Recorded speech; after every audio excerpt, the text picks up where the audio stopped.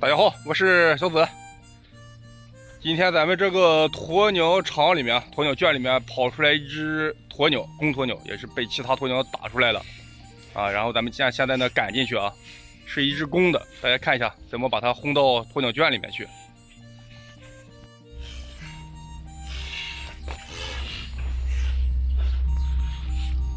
就是这一只啊，从这儿钻出来的，看地上这个鸵鸟毛。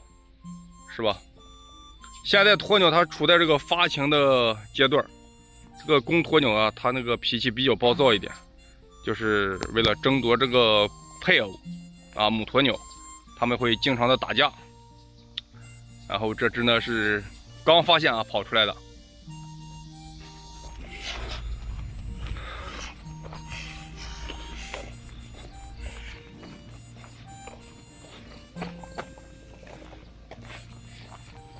进去，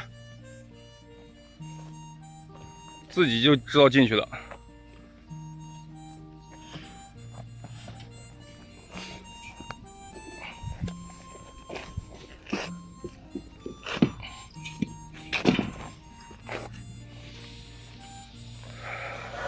咱们这里设计了一个抽拉门。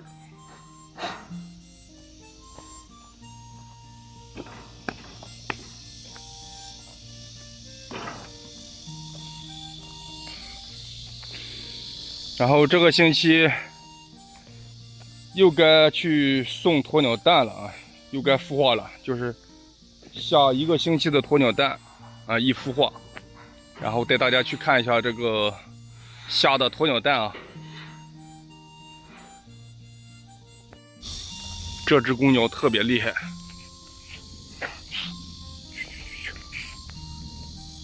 个子特别高。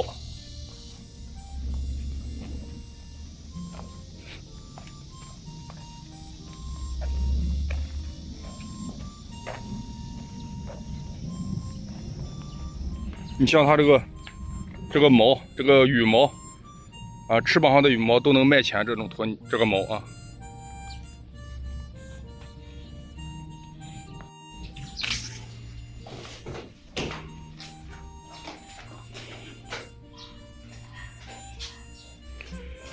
这些鸵鸟蛋都是这一个星期下的啊，已经把这个网袋套好了。